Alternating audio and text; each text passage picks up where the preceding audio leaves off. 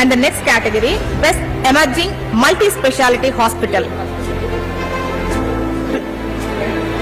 Revive plus multi speciality hospital Hyderabad లో నమ్మకం మరియు అధునాతన ఆరోగ్య సంరక్షణకు చిహ్నంగా ఉంది. ఇవాళ వాటిని మనం సత్కరించుకుంటున్నాం. ఐడిపిఎల్ లో కేవలం 2 సంవత్సరాల క్రితం స్థాపించబడి ఇప్పుడు మోతీనగర్ లో 51 పడకల సరికొత్త శాఖతో తన సేవలు అందిస్తోంది.